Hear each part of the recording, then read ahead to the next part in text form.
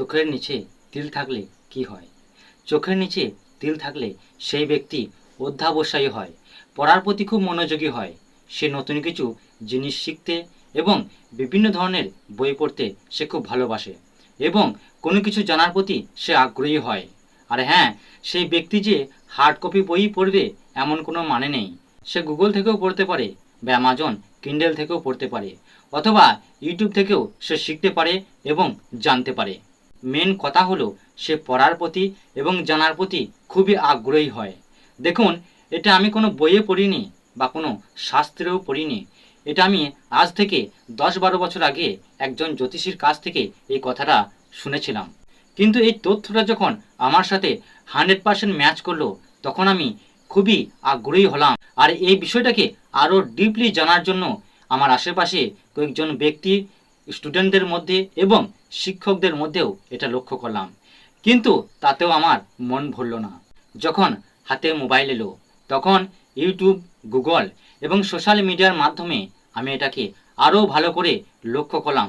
তখন দেখতে পেলাম যে বিশ্বের অনেক বড় বড় ধনবান ব্যক্তি, celebrity, scientist, writer, best teacher এবং স্টুডেন্টদের মধ্যেও চোখের নিচে এই তিল রয়েছে। আরে হ্যাঁ, এই তথ্যটি আমি হওয়ায় হওয়ায় বলছি না। বিগত 10-11 বছর ধরে অনেক মানুষের মধ্যে এটি আমি লক্ষ্য করেছি এবং সেটার প্রমাণও পেয়েছি।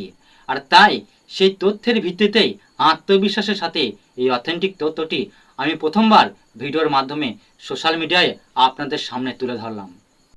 দেখুন, কিছু ক্ষেত্রে ব্যতিক্রম থাকতেই পারে, তবে 99% ক্ষেত্রে এটা সঠিকই হয়।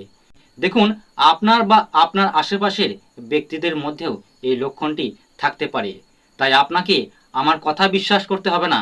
আপনি আগে এই লক্ষণটি কারোর মধ্যে রয়েছে কিনা সেটি লক্ষ্য করুন, তারপর তাকে পরীক্ষা করুন, তাকে জিজ্ঞাসা করুন, তার সম্বন্ধে জানুন, তারপর না হয় বিশ্বাস করুন। আর হ্যাঁ, এটা আমার তো আছে এবং আমার সাথে 100% ম্যাচও করে গেছে।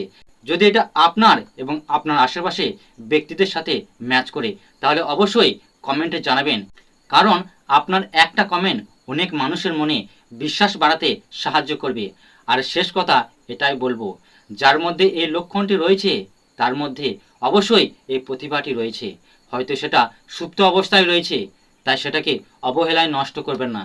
সেটাকে কাজে লাগান, অধ্যাবসায়ী হন, অনেক কিছু শিখুন, জানুন এবং সেটাকে নিজের জীবনে প্রয়োগ করুন। এই মূল্যবান এবং অথেন্টিক তথ্যটি সকলের মধ্যে শেয়ার করুন এবং তাদেরকেও এটি জানতে সাহায্য করুন। আর হ্যাঁ, এটা ম্যাচ করলে কমেন্ট করতে ভুলবেন না। হরে কৃষ্ণ।